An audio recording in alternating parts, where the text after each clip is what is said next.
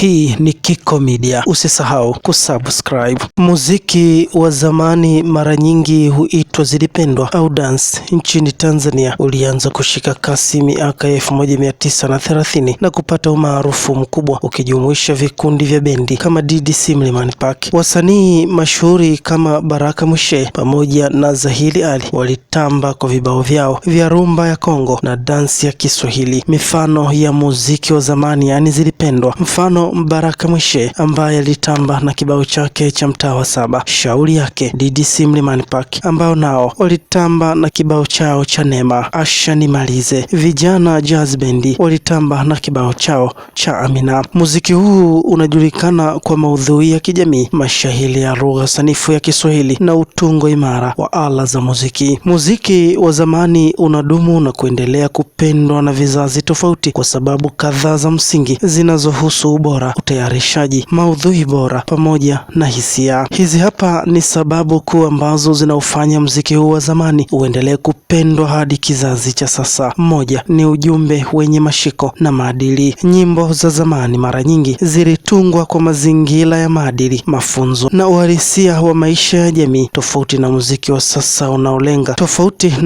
wa sasa unaolenga zaidi burudani ya muda mfupi. Mbili ni ala za muziki za moja kwa moja. Muziki wa zamani uliimbwa na kurekodiwa na kutumia vyombo halisi vya muziki kama gitaa, saxophone, ngoma na wanamuziki waliobobea, jambo linalofanya muziki huu kuwa na ladha nzito na sauti isiyoisha muda wake. Tatu ni umakini katika utunzi na rekodi. Wanamuziki wa zamani walitumia muda mrefu kutunga, kufanya mazoezi na kuhariri nyimbo zao kabla ya kuingia studio, hivyo kutoa kazi zenye ubora wa hali ya juu. Nne ni kiwango cha juu cha hisia. Nyimbo hizi huibua kumbukumbu nzuri za zamani na kuunganisha wasikilizaji na hisia za kina, jambo linalofanya muziki huu kuwa na maana zaidi kuliko burudani tu. Wasanii wa zamani walitafuta utambulisho wao wenyewe na kugusa maisha halisi ya watu, tofauti na sasa ambapo wasanii wengi wanaiga midundo au beat na mitindo inayopendwa kwa muda mfupi. Muziki wa zamani ulijengwa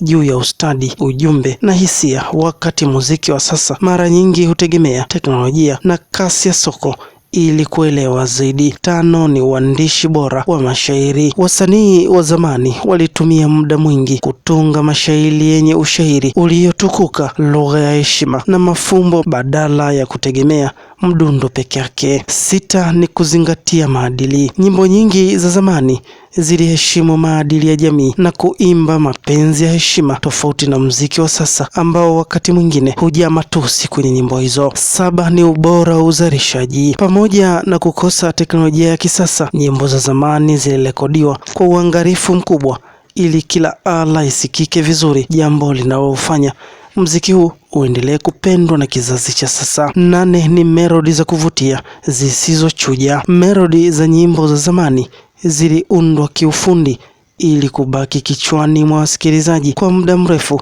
hata kama lugha haieleweki. Tisa ni umoja wa kiutamaduni.